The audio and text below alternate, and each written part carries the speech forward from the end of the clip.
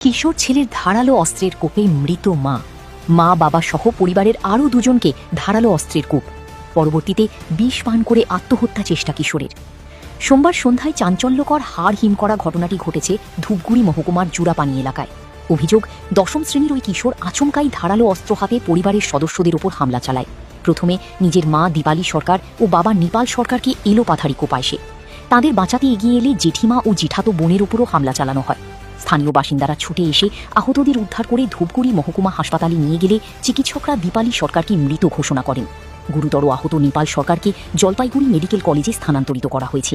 অপরদিকে জেঠিমা ও জেঠাতো বোন ফালাকাটা সুপার স্পেশালিটি হাসপাতালে চিকিৎসাধীন। তাদের অবস্থাও আশঙ্কাজনক বলে জানা গিয়েছে। হামলার পর অভিযুক্ত কিশোর পালিয়ে যাওয়ার চেষ্টা করে। পরে তাকে আহত অবস্থায় উদ্ধার করে পুলিশ। প্রাথমিকভাবে জানা গিয়েছে, পরিবারের সদস্যদের উপর হামলার পর সে বিষ পান করে আত্মহত্যারও চেষ্টা করেছিল। বর্তমানে তাকেও জলপাইগুড়ি মেডিকেল কলেজে ভর্তি করা হয়েছে। কী কারণে এই ভয়াবহ ঘটনা ঘটল তা এখনও স্পষ্ট নয়। ঘটনাস্থল ও হাসপাতালে পৌঁছেছে ধূপগুড়ি থানার বিশাল পুলিশ বাহিনী ও কেন্দ্রীয় বাহিনী। মৃতদেহ ময়না তদন্তের জন্য পুলিশ নিজেদের হেফাজতে নিয়েছে। ইতিমধ্যে পুরো ঘটনা তদন্ত শুরু করেছে পুলিশ।